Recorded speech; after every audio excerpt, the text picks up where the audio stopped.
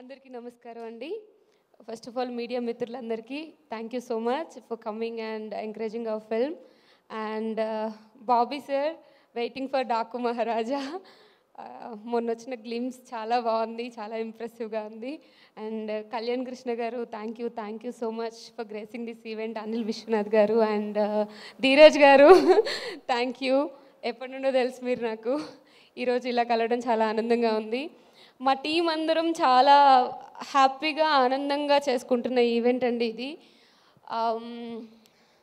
చాలా డేస్ నుండి వెయిట్ చేస్తున్నాం ఇలాంటి ఒక మూమెంట్ కోసం. శ్రీకాకుళం షెర్లాక్ హోమ్స్ నా కెరియర్లో నాకు చాలా మంచి పేరు ఇచ్చే సినిమా. సో నేనైతే ఎప్పటి నుండో చాలా ఈగర్గా వెయిట్ చేస్తున్నాను. సో ఇంకో 2 డేస్లో రిలీజ్ అవ్వబోతుంది. I'm so happy. మోహన్ గారు, థ్యాంక్ యూ సో మచ్. నన్ను నమ్మి ఇంత మంచి రోల్ ఇచ్చారు. అసలు నాకు తెలిసి నేనే అనుకోలేదు అలా ఒక మంచి రోల్లో చూసుకుంటాను అని, అంటే ఇలాంటి కైండ్ ఆఫ్ రోల్స్లో. So thank you so much Mohan garu. And మా ప్రొడ్యూసర్ వెన్నపూసి రమణారెడ్డి గారికి ఆల్ ది బెస్ట్. ఫుల్ డబ్బులు వచ్చేసేయాలి మీకు ఈ సినిమాతో. అండ్ వంశీ నందిపాటి గారు, థ్యాంక్ యూ. మీ యాడింగ్ వల్ల ఈ సినిమాకి చాలా పెద్ద ఫెచ్చింగ్ అయింది. అసలు ఈ సినిమా మీద ఎంతోమందికి నమ్మకం పెరిగింది. Thank you so much.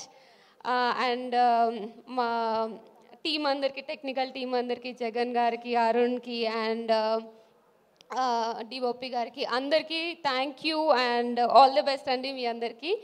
So Srikakulam Sherlock Holmes అనే సినిమా నేను ఎప్పటి నుండో చెప్తున్నట్టు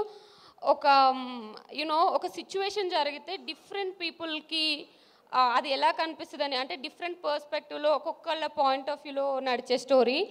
అలా ఈరోజు నా పాయింట్ ఆఫ్ వ్యూలో నా కెరియర్ గురించి ఒక చిన్న గ్లిమ్స్ లాగా చెప్దాం అనుకుంటున్నాను.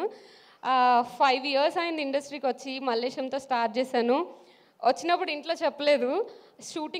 షూటింగ్ అయిపోయిన తర్వాత ఓకే రిలీజ్ అవుతుంది అన్న టైంలో ఒక 2 months ముందు చెప్పాను ఇలా చేస్తున్నాను సినిమా అని చెప్పేసి.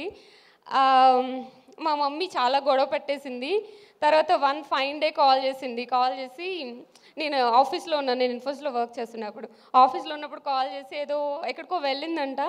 మా ఓన్ రిలేటివ్సే చెప్పారు, నీ పెంపకం తీరు అలా ఉంది అని అనింది అని చెప్పింది మా మమ్మీ. ఆ రోజు చాలా ఎమోషనల్ అయ్యాను, చాలా ఫీల్ అయ్యాను. ఆ రోజు డిసైడ్ అయ్యాను ఏదో ఒక రోజు సక్సెస్ కొట్టి చూపించాలి అని.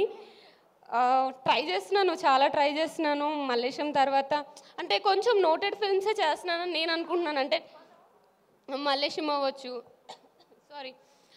అవ్వచ్చు, ప్లేబ్యాక్ అవ్వచ్చు, వకీల్ సాబ్ అవ్వచ్చు, ఆర్ తంత్ర, పొట్టేలు, ఇప్పుడు వస్తున్న శ్రీకాకుళం షెర్లాక్ హోమ్స్, అన్ని ఫిల్మ్స్లోనూ నా 100% నేను ఇస్తున్నాను. ఒక మంచి కథను ఎంచుకొని ఆ కథకు తగ్గట్టుగా షూటింగ్లో ఆ క్యారెక్టరైజేషన్ ఎలా పట్టుకోవాలో తెలుసుకొని దాని తర్వాత ప్రమోషన్స్కి నా 100% మోర్ దెన్ నా 100% ఇచ్చి ట్రై చేస్తున్నాను. ఎందుకు వర్కౌట్ అవ్వట్లేదు అని చాలామంది అడుగుతున్నారు. I don't know, but I hope ఈ సినిమాతో అదంతా పోయి ఒక మంచి సక్సెస్ఫుల్ యాక్టర్గా ఒక సక్సెస్ మీట్లో కలుద్దామని అనుకుంటున్నాను.